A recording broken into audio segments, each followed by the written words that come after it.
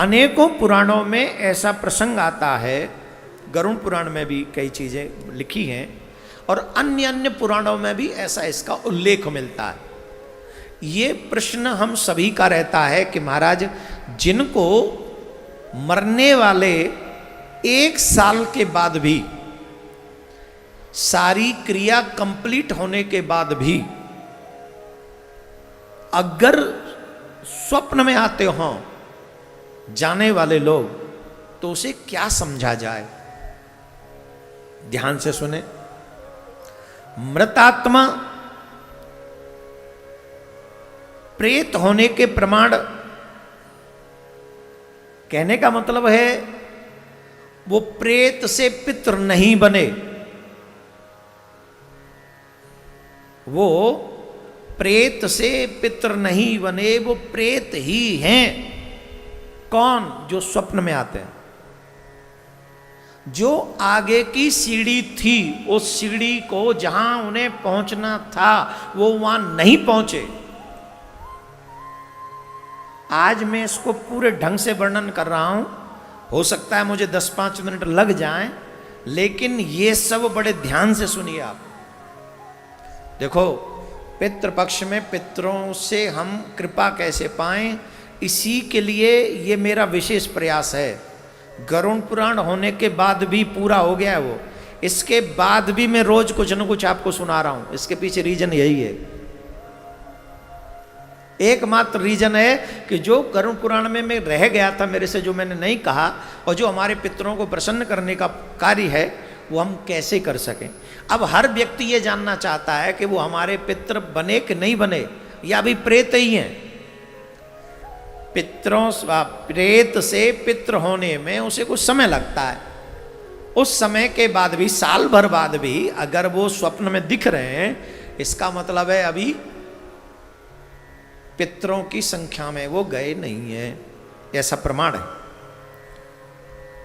अपने परिवारीजनों को, संबंधियों को या परिदृश्य को स्वप्न में दिखाई पड़े तो ये समझना चाहिए कि उसकी न तो कोई मुक्ति हुई है और न स्वर्ग या नरक में भी गमन नहीं हुआ, न सदगति और न अन्य किसी और योनि में उनका जन्म हुआ है।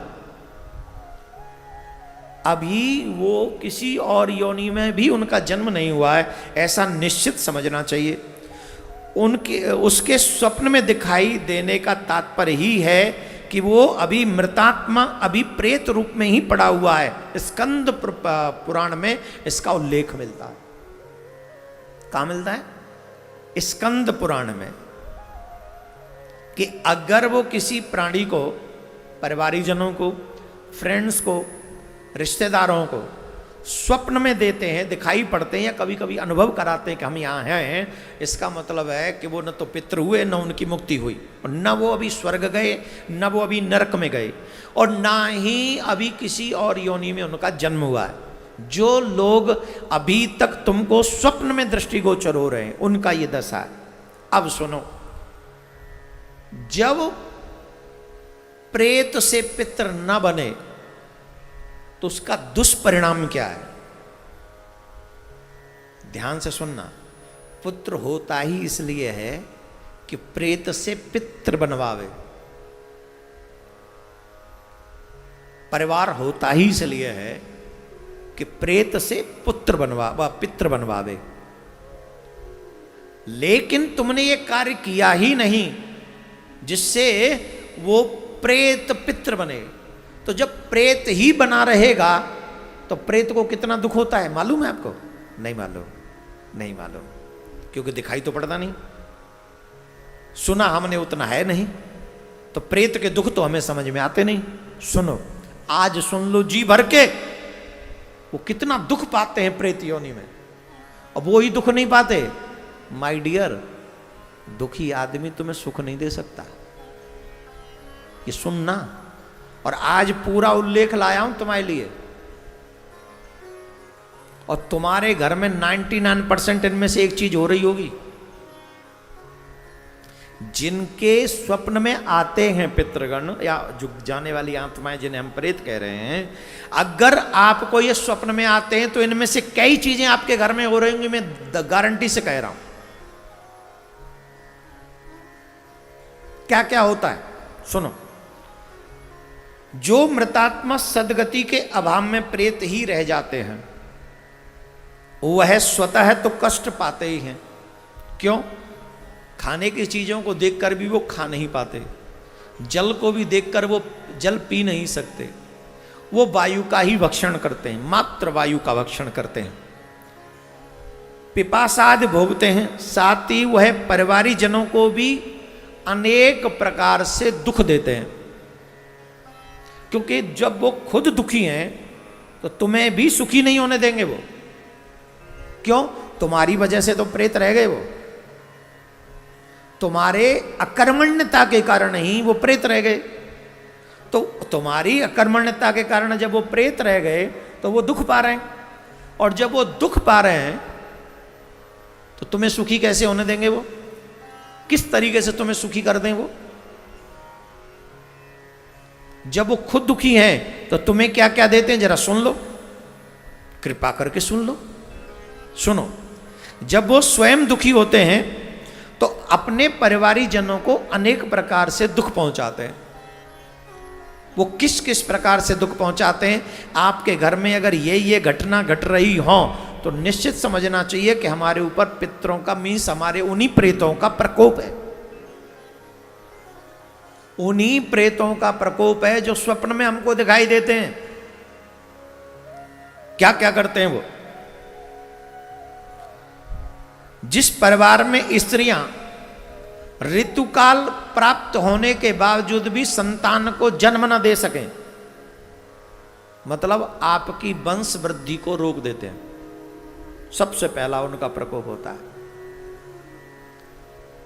कि सारी स्थिति, स्त्री में भी कोई कमी नहीं है, पुरुष में भी कोई कमी नहीं है, दोनों साथ में भी हैं, व्यवहार भी अच्छा है, ऋतुकाल भी प्राप्त हो रहा है, बावजूद इसके संतति आगे नहीं बढ़ रही। क्यों? क्योंकि हमारे वो प्रेतगण जो हैं वो हमारी संतति को रोक देते हैं, वो निष्फल कर देते हैं, वो ऐसा होने नहीं देते, फलस्वरूप वंश वृद्धि न हो पाए। और जिस घर में अल्प आयु में लोग मरने लगे, इन्हीं दिनों में, कोरोना की बात नहीं कर रहे हैं हम, बिना कोरोना के ही अकारण ही जवान जवान लोग मृत्यु के घाट पे उतर गए, अकारण ही, चाहे वो एक्सीडेंट से, चाहे वो खुद के किसी क्रोध की वजह से, या कोई रीजन नहीं था फिर भी अकारण ही जवान मृत्यु। घर में अचानक से जवान अल्प आयु में ही लोगों की मृत्यु हो जाती है।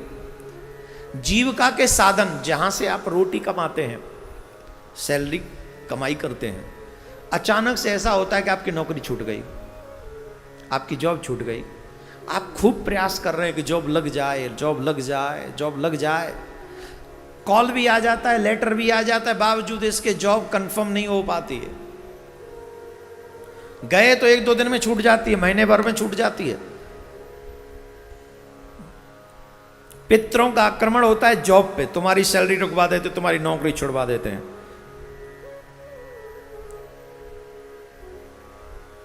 एक और बात, पारिवारिक सदस्यों की समाज में प्रतिष्ठा, सम्मान खो जाता है। जिनसे पितृ रुष्ट हों, समाज में उनकी प्रतिष्ठा, सम्मान जो है वो हनन कर लेते हैं, उसका सम्मान नहीं बढ़ने देते। अच्छा है, अच्छा काम कर रहा है, बावजूद उसके उसको सम्मान नहीं मिल रहा है। एक और बात, पितृ रुष्ट हों तो जो तुमने नहीं भी किया हो ऐसा आरोप तुम पे मढ़वा देते हैं। उस परिवार के सदस्यों के ऊपर ऐसा आरोप मढ़वा देते हैं जिससे वो कलंकित हो जाए, वो परिवार कलंकित हो जाता है, कलंक लग जाता है। अब ये छोटी बात नहीं है, जवानों की मृत्यु, आजीविका का छूटना, वंश की वृद्धि न होना, झूठा आरोप लगन, और इतना ही नहीं है महाराज, इससे भी आगे है। उन्हें बड़े बड़े रोग लगने लग जाते हैं। घर में लोग, जीव जो है भी जितने भी परिवारी जन हैं वो रोगी रहने लगते हैं। जिनके पितृ जिनसे रुष्ट हों, उस परिवार में छोटे छोटे बच्चे भी बीमार पड़ने लगते हैं। जवान जवान लोगों को बड़े बड़े रोग लगने लग जाते हैं। ऐसा होता है। और ऐसा भी होता है कि आपने धन कमाया, पहले से कमाया हुआ धन है, तो वो धन या तो बुरी जगह पे लग जाएगा। जैसे आपने कोई प्रॉपर्टी खरीदी, एकदम से वो रजिस्ट्री 2 नंबर की निकल गई, पैसा भी गया, जगह भी गई। ऐसे खत्म करा देते हैं पैसे को, ऐसा वो नष्ट करवा देते हैं। और दूसरे कई लोग ऐसे भी होते हैं कि ब्याज पे पैसा दे देते हैं, लो जी 1 करोड़ रुपए ब्याज पे ले जाओ। पितृरुष्ट हैं, ब्याज के चक्कर में वो 1 करोड़ लौटेगा ही नहीं। और ऐसे केस तो हमारे पास बहुत आए महाराज। कोरोना काल में कई कई करोड़ रुपए लोगों ने न तो ब्याज दी न पैसा दिया। और ऐसे लोग क्यों? क्योंकि आपके पितृ रुष्ट हैं, आपको नहीं मिलेगा, वो मिलने नहीं देंगे। और दुर्भाग्य तो यह है 10-5 लाख रुपए से अपने पितरों को प्रसन्न नहीं कर सकते, पर 10-20 करोड़ का वो नुकसान वैसे उठा लेते हैं। अरे अगर तुम अपने पितरों का ही तुम भला कर लो तो अपना भी भला हो जाता और पितरों का भी भला हो जाता है। लेकिन जुए में हारने वाले करोड़ों लाखों लोग पैसों को अपने पितरों के हित के, इतना ही नहीं हो, आगे भी है। किसानों में पितृरुष्ट हो तो कैसे लगता है? बोले बारिश भी हुई, बीज भी हो गया, अच्छा फसल भी अच्छी हो गई, पक भी गई, सब कुछ हो गया, अचानक से ओले पड़ गए, फसल नष्ट कर देते हैं पितृ। कोई ना कोई रीजन बना देते हैं। आप तो कई बार ये भी देखते हो पड़ोसी के खेत में सब कुछ अच्छा हो गया, हमारे घर में कुछ नहीं हो रहा है। ये पितरों का क्रोध है। और एक बात, घर में सभी परिवारी जन आपस में एक दूसरे से लड़ते रहते हैं,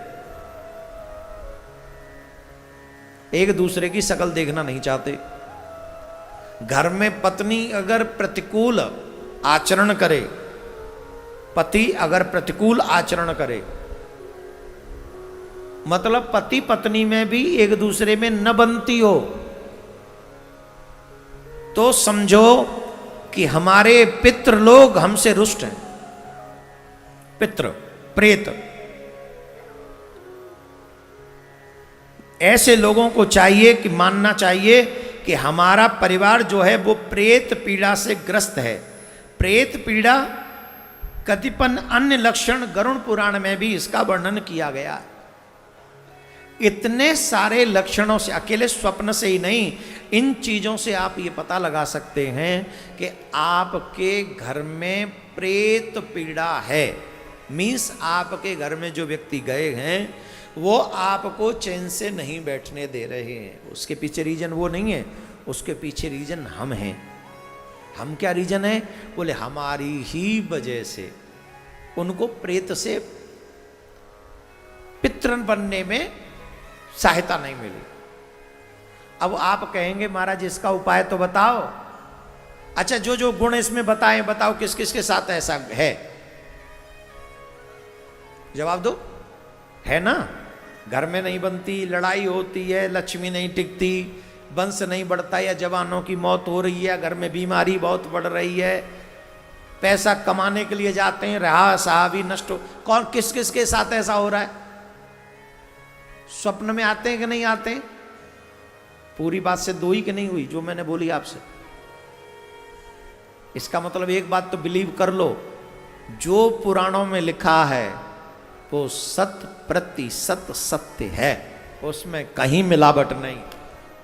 भाई ये तो आपके जीवन में घटित हो गया। अभी मैंने तो शुरू में तो आपसे पूछा था कि स्वप्न में दिखाई पड़ते हैं कि नहीं, आपने कहा हाँ। आपने समझा, ऐसा समझो जैसे सारे पितर एक बात आशीर्वाद दे गए स्वप्न में, तो सबने कह दिया हाँ आते हैं।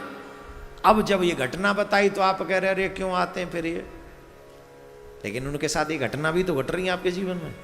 इसका मतलब आपका परिवार प्रेत पीड़ा से त्रस्त है।